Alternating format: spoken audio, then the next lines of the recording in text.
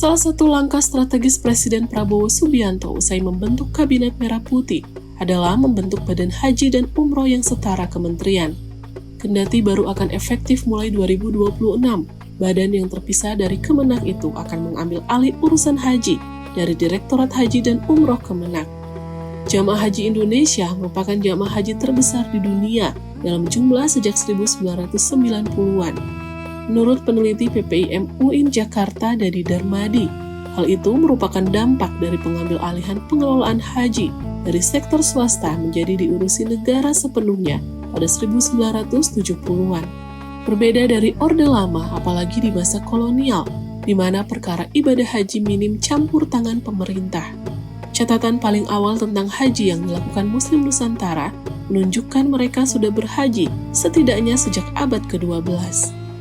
Setelah kebangkitan kota Jeddah sebagai pelabuhan internasional, wilayah Hejaz berkembang tak hanya sebagai kota tujuan ibadah haji, tapi juga tempat menimba ilmu Islam dan ilmu-ilmu sains. Hal ini pun mendorong makin seringnya kesultanan-kesultanan di Nusantara mengirimkan para cendekiawan atau ulama ke Hejaz. Mulai dari Kesultanan Malaka, Kesultanan Aceh hingga Kesultanan Banten. Para ulama yang pulang setelah menimba ilmu di Hejaz itu turut jadi perhatian para kolonialis yang sedang berkuasa. Untuk menghindari masuknya ajaran-ajaran jihad dari Makkah ke Nusantara, mulai akhir abad ke-17, VOC pun ikut cawe-cawe untuk urusan perjalanan haji lewat screening sejak sebelum dan setelah berhaji. Setelah pemerintah mewajibkan setiap jamaah haji harus memiliki dana 500 gulden dan surat izin haji pada 1859. Mulai 1911, pemerintah juga menetapkan bahwa setiap jamaah haji yang baru pulang dari tanah Arab mesti lebih dulu dikarantina di Pulau Onrus. Selain itu, mereka yang baru pulang beribadah haji juga harus ikut ujian haji untuk mendapat label haji dan sertifikat haji.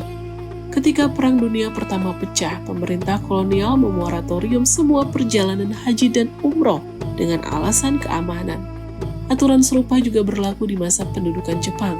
Kala itu, para haji maupun para tokoh yang bergabung dalam Masyumi mendapat tekanan yang tidak main-main dari militer Jepang. Masyarakat yang menabung pun ikut terdampak karena tabungan haji mereka dirampas oleh Jepang. Selepas Perang Dunia Kedua, pemerintah Hindia Belanda yang berusaha kembali berkuasa di Indonesia mencoba mengambil hati umat Islam dengan ikut campur membantu pengurusan ibadah haji. Namun, mereka mendapat resistensi dari kalangan ulama yang mendukung perjuangan kemerdekaan Indonesia.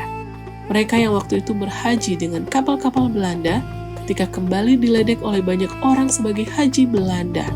Di masa Orde Lama, perjalanan haji sudah banyak dikelola sektor swasta, salah satunya oleh Yayasan Perjalanan Haji Indonesia yang bekerja sama dengan Bank Haji Indonesia dan perusahaan pelayaran MUSI.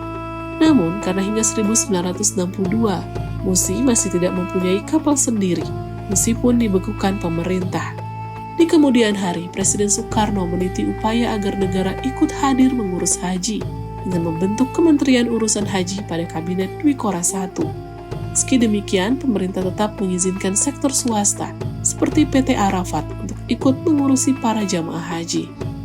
Namun, karena kemudian muncul banyak kasus jamaah tidak berangkat dan terlantar, di era Orde Baru, pemerintah pun mengambil alih urusan haji secara absolut. Sektor swasta hanya diizinkan ikut mengurusi para jemaah umroh. Belakangan, pemerintah melonggarkan kontrolnya dengan memberikan kurang dari 10% pengelolaan haji kepada swasta. Haji furoda yang mahal pun kian diminati, hingga menimbulkan kegaduhan di era akhir pemerintahan Jokowi.